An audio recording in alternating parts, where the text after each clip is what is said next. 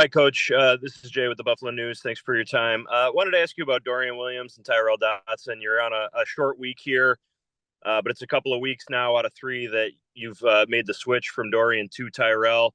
What goes into making that decision for this game coming up, and then obviously moving forward the rest of the season between those two?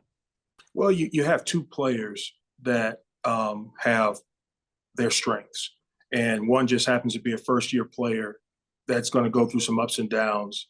And sometimes it's best just to let things quiet down for him, to give him a chance to breathe, to kind of survey the landscape. And we certainly, the moves, bringing Tyrell in and allowing Dorian to sit back, it's not an indictment on Dorian at all.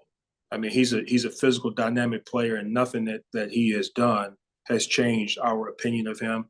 But, rookies sometimes go through ups and downs. And so moving forward, we'll continue to utilize both. Tyrell has been here. He's been in big games. He definitely has a skill set that gives us a chance to be successful. So I think it's a great problem to have, utilizing both moving forward. And then with Vaughn yesterday, just 6 snaps. What went into the decision to play him as little as you did? Overall, where is he? And then kind of a 3-part question here, but with a short turnaround for a Thursday game, are you going to be able to get him ready to go? I believe we will. And, Vaughn continues to ascend, from the circumstance that we all know about. He continues to make progress. And so he'll be ready to go on Thursday night. We're doing everything we can, and I know Vaughn is, to manage himself and to continue to see growth with his ability to impact games in a manner that we're all used to. And as far as the other night, it's not an exact science, Jay. You have rotating 9 guys into 4 spots. You try and make the best decision that you can at that particular point. And what I'm interested in, obviously, is making sure that we have a dynamic version of Vaughn on Thursday night and moving forward. And I'm mindful of where he's coming from and what we need to do to get him to the best version that we can get to. So just to follow on that, if you could clarify, I mean, was that more of a training/medical decision to play him as little as you did versus a coaching decision in terms of maybe the impact that he was making or the impact that the other guys were making? No, it was just an in-game decision. It was just a decision in real time, just based on some of the situations that we found ourselves in, and where Vaughn is, where he is right now, and obviously the best way to utilize him in that game and to have him continue to ascend moving forward. It had nothing to do with anything other than just the judgment that I utilized in real time yesterday. And Vaughn is going to continue to ascend, and he's going to get back to the person and the player that we're all accustomed to seeing. And that's something that you have to continue to work through. Thank you, Eric. You're welcome. Hey, Coach Washington, after yesterday's game, Sean McDermott said the team on defense needed to do a better job of making an opposing offense one-dimensional. So where does that start as a defense? Well, it starts on being really, really efficient, dynamic, and creating negative plays on first down, which is our philosophy, and it's our style of play. We have to do that with our discipline, our execution, and the nature of our defense is a penetrate in front, which we expect to be disruptive and to get teams off schedule. So that's what you have to do. When you can do that, all of a sudden, when a play caller, an offensive play caller, has to call a game from 2nd and 12 or 3rd and 10 or 3rd and 8, that's tough. And we can really anticipate what we're going to see in terms of them trying to gain a fresh set of downs. And then the Bucs are turning the ball over at one of the lowest rates in the NFL, and they're also getting sacked at one of the lowest rates in the NFL. How do you guys as a defense approach a game plan where a team is doing a really good job of taking care of the football? Well, we had a similar situation earlier in the season where we were one of the opponents. They were doing a really good job of protecting the quarterback. We're going to put our best up against their best, our strength against their strength, and we'll see what happens. Certainly we respect what they've been able to do offensively to protect the football and to protect their quarterback. Everybody, I believe, aspires to do that. And our job is to disrupt that. It's to win one-on-ones and to do anything that we possibly can to affect the quarterback for the benefit of our defense. Thanks, Coach Washington. You're welcome. Hi, Coach. I know you got a short week and you're turning the page to the Bucs here pretty quickly, but I just wanted to go back to yesterday for just a second. And Micah was I asked him about the cumulative effect of injuries and that sort of a thing. And you look at the impact on the type of players you guys are missing in a game like that. And he basically said, no excuses. That's a game they absolutely have to close out. The offense gives them the lead at the end of the game, and the Patriots able to drive down the field. And I was moved by kind of what he said and how he said it. What's your message along those lines to your defense coming out of a situation like that? Do you echo that? 100%. The league doesn't handicap you based on whatever your circumstances are with respect to player availability, and that's why you have depth. That's why you utilize that depth. But Micah, what he said, I echo and agree with 100%. We have a bunch of guys with a mindset that when we line up as a defense, we believe that's our best defense. And no disrespect to the players who are working their way back into the fold, but whoever we line up with out there, we believe gives us our best opportunity to execute and to do the things that fit who we are. And what, in your opinion, didn't happen on that final drive yesterday and needed to? Well, some of it was execution, and some of it was just being able to affect the quarterback or to make plays on the ball. There were a multitude of things that we've done. We've done this year, as a matter of fact, in 2-minute situations that we just didn't have. We weren't at our best in terms of some of those factors that really would allow you to finish a game in 2 minutes. Our players have done it.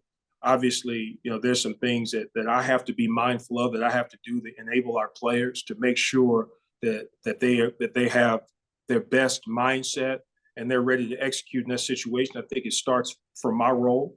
And when we put all of that together, we know what we can get done. And the next time we're in that situation, you can count on us finishing. All right. Thank you, Coach. You're welcome. Hey, Eric. When you come on hard times like this, in the fan base, high expectations, seems like there's a lot of panic setting in, some crazy stuff out there along the lines of, Sean McDermott and hot seat and a lot of conversations happening. You've been with him a long time in 2 stints. What makes him the man for the job to lead this team through this adversity and back to where maybe the expectations were at the start of the year? Sean does not waver from his beliefs, from the way that this program has been built. And we all understand, and it starts with him, that over the course of a season, you're going to have ebbs and flows. You may have performance lows. We don't want that. We want to be as consistent as we possibly can be from one week to the next, one snap to the next over a course of a season. We also know that, the belief that we have and what we've established philosophically, the players that are in that locker room and the coaches that are informing the players, we just believe in each other. And that starts with his unwavering commitment to the way that this particular regime has been built. And the results are out there. We're in the middle right now of jockeying for position like every other team in the NFL is doing. That's what we're in the middle of doing. And we're going to come out swinging on Thursday night and put our best foot forward and turn the page and move forward. And this is just a part of the NFL journey. It's a part of it. And you can't get caught. You can't get too high. When we've had exceptional performances offensively and defensively, you've got to understand what is going to happen over the course of the season and how the great teams respond to it. Mm-hmm. You said something there about the belief between coaches and players. Have you seen that today in meetings, in the walkthrough, like an example of that, like a responding, if you will? Without question. Our guys come to work, when we've scored 30 points or we've had, a lot of rush production or we've taken the football away, the players did not come into this building giddy, and they're a very mature group. They understand that you have to turn the page either way. It is not a sprint. it's a distance run. And they were ready to go. They were ready for the feedback. Some of the guys had already reviewed the tape on their own, and they had comments, and they had things that they offered that they can do better, that they know that they can do better. And so in terms of that, it was not business as usual. It's never that, but it's an opportunity for us to look at ourselves critically and to find that sweet spot in terms of consistency. And that's where everybody was today from my vantage point. Thanks so much, Eric. I appreciate it. You're welcome. Hey, Eric, I kind of wanted to ask off of Matt's questions. I was curious, we talked a lot about Sean taking on this defensive play calling role through 7 games. What have you seen from him having both this head coach and, being more in these defensive meetings? What have you kind of seen from him so far? Well, just he's done a really good job of leading our defense and managing and leading our team. That's not easy, but if there was a person, if there's any person that could do that, it's Sean. He's extremely organized, extremely detailed, very thorough, and communicator. And so, I'm not going to speak for him, but from from my seat, from what I've been able to see, I don't notice any difference. And this is my 4th year here, and his ability to address the team and also lead and manage the defense. What is he like? Is there for him as leading the defense, is there anything that stands out that's maybe different from when he was doing that in Carolina, or, anything maybe new about his approach that has stood out to you and how he's kind of handling taking it back on after being just in the head coaching role for so many years? Well, we've always been a collaborative group. I mean, and that's where I believe you utilize your resources, especially your human resources. Sean has a lot of knowledge. He has a lot of experience to draw upon, but at the same time, he's secure enough to pull from the experiences that the assistant coaches have and the perspective that they have. And so he continues to do that and continues to put forth the game plan and just providing the direction that we need to go as a defense every single week. If anything, he's more efficient with that than maybe, and rightfully so, than we were a long time ago at another place. Thank you. You're welcome.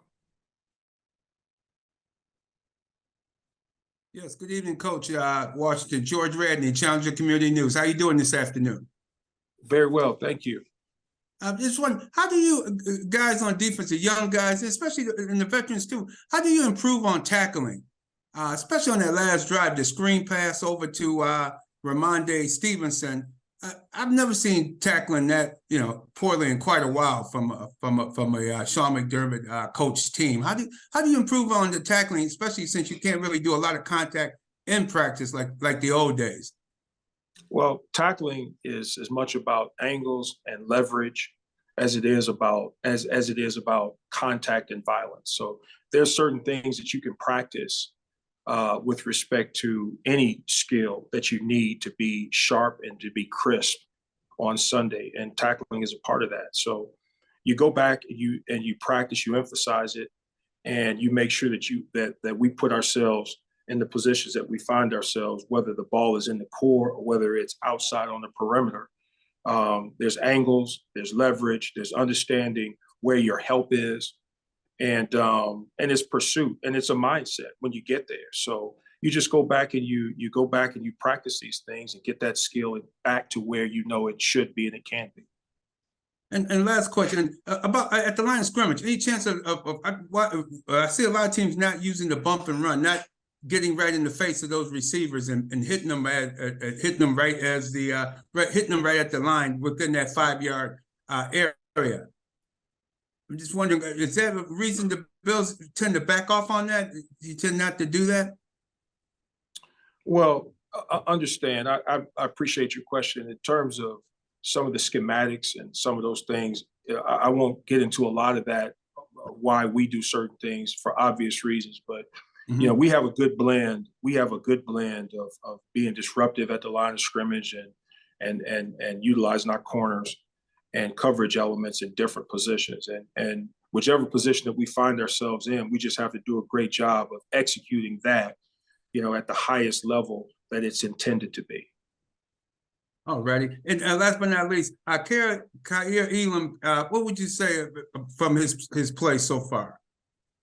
Well, Khair just continues. He's working, he's grinding, and he's continued to carve out a role for himself as a line of scrimmage player for our defense. And he's on top of that. He's working. And I believe the best is yet to come from him. He's a guy with tremendous character, a tremendous work ethic, and he'll be in a position to help us starting on Thursday and as we move forward. There's a reason why he's here. Absolutely. Thank you very much for your time, and good luck on Thursday night. Thank you, sir.